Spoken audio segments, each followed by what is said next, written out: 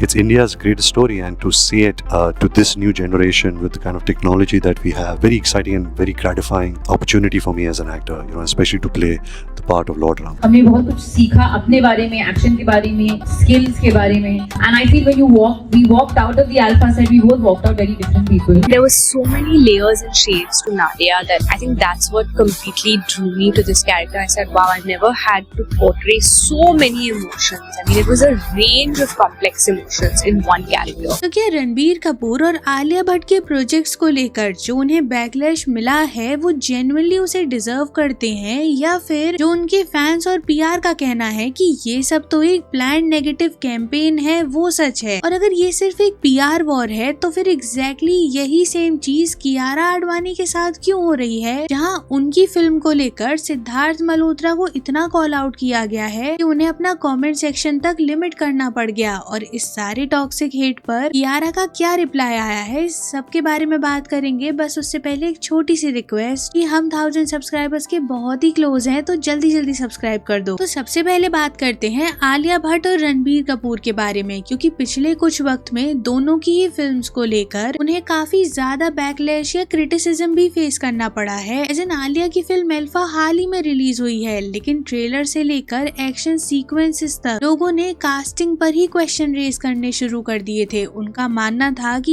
ये रोल आलिया के comfort zone से पूरी तरह बाहर था और एग्जीक्यूशन इतना वीक था कि आलिया भट्ट टोटली मिसकास्ट लग रही थी इस प्रोजेक्ट में। अब हालांकि फिल्म के बॉक्स ऑफिस नंबर्स तो अच्छे दिखाए जा रहे थे, लेकिन ऑडियंस इस बात से अग्री नहीं कर रही थी और क्रिटिसिज्म इतना ज्यादा हो गया था कि एम्प्टी थिएटर के वीडियोस तक सरफेस हो रहे थे। इस सब के बाद लोग ये पॉइंट आउट करने लगे कि आलिया अच्छी एक्टर है, उसने फिल्म्स लाइक गंगूबाई, हाईवे में अच्छी एक्टिंग की है, लेकिन एक्शन फिल्म्स के लिए वो उतना भी परफेक्ट नहीं है। वहीं दूसरी तरफ रणबीर कपूर के करियर की सबसे बड़ी फिल्म यानी कि रामायण आने वाली है। हाँ, सिर्फ फिल्म का स्केल ही ह्यूज नहीं है, एक्सपेक्टेशंस भी स्काई हाई हैं, लेकिन टीजर हो या ट्रेलर, सोशल मीडिया पर एक ही डिस्कशन हो रहा है बार बार कि क्या रणबीर कपूर की कास्टिंग वाकई जेन्युइन है या फिर आउट ऑफ प्लेस लग रही है। क्योंकि कई लोग बोल रहे हैं कि रणबीर कपूर नो डाउट बहुत अच्छे एक्टर हैं और उन्होंने ये दिखाया है कि कैसे वो हर एक फिल्म में अपने हर एक कैरेक्टर में बहुत इजीली फिट इन भी हो जाते हैं। लेकिन प्रॉब्लम ये है कि लॉर्ड राम का रोल जो वो प्ले करने वाले हैं, उसके लिए उनकी पर्सनालिटी, उनके फेस पर वो जो एक डिविनिटी दिखनी चाहिए ना,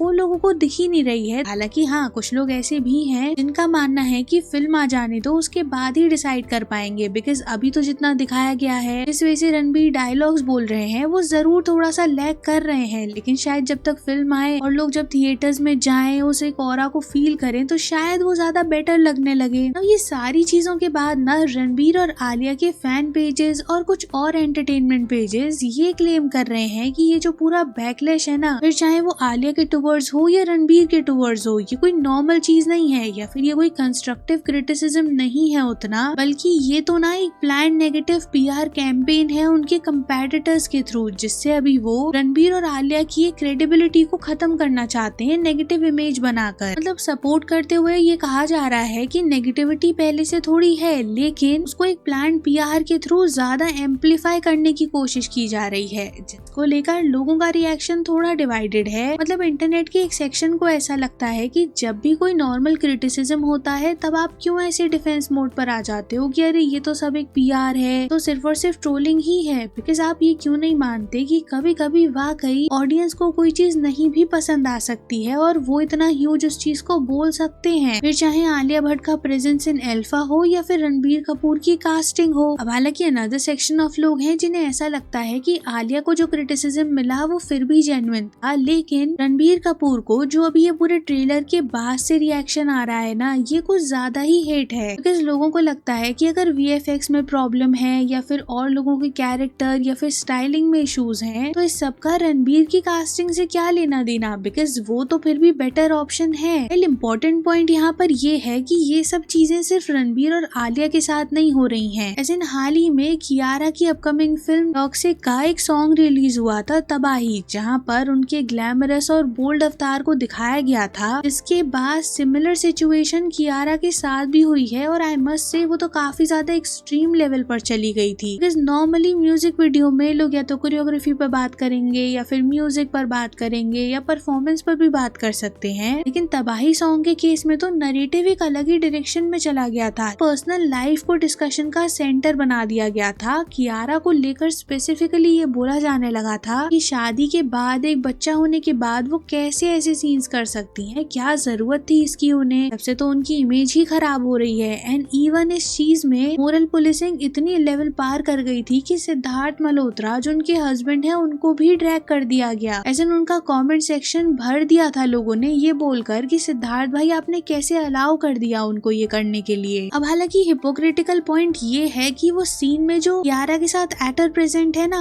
वो भी मैरिड है और उसका भी किड है, लेकिन उसको लेकर कहीं से कहीं तक आपको ये रिएक्शन 1% नहीं दिखाई देगा। इसके बाद हालांकि वो लोग भी थे जिन्होंने ये नेगेटिव ट्रोलिंग को कॉल आउट किया था। और अभी ना ये पूरे बैकलैश के बाद कियारा का भी इस पर एक रिप्लाई आया है, जहाँ पर उन्होंने एक इंटरव्यू में एक्सप्लेन किया कि उन्होंने ये रोल सिर्फ ग्लैमरस या कंट्रोवर्शियल होने की वजह से चूज नहीं किया है, बल्कि उन्हें तो इस कैरेक्टर की कॉम्प्लेक्सिटी ने अट्रैक्ट किया था। बिकॉज उनके अकॉर्डिंग हर कैरेक्टर परफेक्ट या फिर मोरली राइट नहीं हो सकता है। कभी कभी एक फ्लॉड और टॉक्सिक पर्सनालिटी को पोर्ट्रे करना एक एक्टर के लिए उतना ही चैलेंजिंग पार्ट बन सकता है। एंड आगे वो ये कहती हैं कि एज एन एक्टर उनका काम हर तरीके के इमोशंस और कैरेक्टर्स को एक्सप्लोर करना है, और यही बहुत बड़ा रीजन है कि उन्होंने ये रोल को एक्सेप्ट कर लिया। और उन्हें लगता है कि नेचुरली ऑडियंस जब ये फिल्म को देखेगी, पूरी तरीके से कॉन्सेप्ट को समझेगी, तो एग्री करने लगेगी और उन्हें समझ में आएगा कि कैसे हर एक विजुअल का मीनिंग है। अब कियारा के डिफेंस को लेकर ना ऑडियंस अग्री भी कर रही है और डिसअग्री भी कर रही है। बिकॉज कुछ लोगों का ये मानना है कि हाँ, जब तक फिल्म रिलीज नहीं हो जाती है, पूरा जो कॉन्सेप्ट है फिल्म का वो रिवील नहीं हो जाता है, तब तक किसी को जज करना इज नॉट गुड। वाइल कुछ लोगों को ऐसा लग रहा है कि जो भी अभी तक इस फिल्म को लेकर एसेट्स को रिवील किया गया है, फिर चाहे टीजर हो या म्यूजिक वीडियो हो, अगर सब जगह लोगों को सिर्फ एक ही तरीके के विजुअल्स दिखाई देंगे तो लोग तो फिर आपको कॉल आउट करेंगे ही। तो इन सब चीजों से आपको समझ आ रहा होगा कि सिर्फ रणबीर और आलिया के केस में ही ये चीज नहीं हो रही है, बल्कि कियारा को लेकर भी ये चीज उतने ही नेक्स्ट लेवल पर है। मतलब अभी तो सिद्धार्थ मल्होत्रा ने कियारा को बर्थडे विश करते हुए एक पिक्चर शेयर किया था एंड लोगों ने वहां पर भी इतना ज्यादा कमेंट करना शुरू कर दिया था यही चीज को लेकर कि सिद्धार्थ को कमेंट भी रेस्ट्रिक्ट करने पड़ गए थे। तो जिस वजह से अगर पूरी पिक्चर देखी जाए ना, तो जेन्युइनली क्रिटिसाइज करने वाले लोग भी होते हैं और ऐसे लोग भी होते हैं जो ट्रोलिंग और क्रिटिसिज्म के बीच वो जो थिन लाइन होती है ना, उसको भी क्रॉस कर जाते हैं। क्योंकि देखो, अब ऐसा भी नहीं कहा जा सकता है कि नेगेटिव पीआर होता नहीं है या फिर अननेसेसरी कोई नेगेटिविटी हो रही है तो उसको एम्पलीफाई नहीं किया जाता है, या फिर पीआर कॉन्स्पिरेसी नहीं होती है। ऑफ कोर्स ये सारी चीजें इंडस्ट्री में होती हैं और हमने कई केसेस में ये होते हुए भी देखा है एज एग्जाम्पल। तो जिस वजह से इन चीजों को कम्प्लीटली डिनाई करना पॉसिबल नहीं है। लेकिन हाँ, अगर आपके प्रोजेक्ट्स को लेकर, आपकी एक्टिंग को लेकर, कास्टिंग को लेकर लोग रिएक्ट कर रहे हैं, तो वहाँ पर भी ये कह देना कि ये सारे लोग बस ट्रोल्स हैं या नेगेटिव पीआर है, वो भी जेन्युइन नहीं होता है। बिकॉज इससे कुछ फायदा हो ना हो, एक नेगेटिव वेव को और ज्यादा फ्यूल ही मिलता है। बाकी तो इस पर आप क्या सोचते हो कमेंट बॉक्स में जरूर बताना। And don't forget to like and share the video, subscribe to the channel and thanks for watching.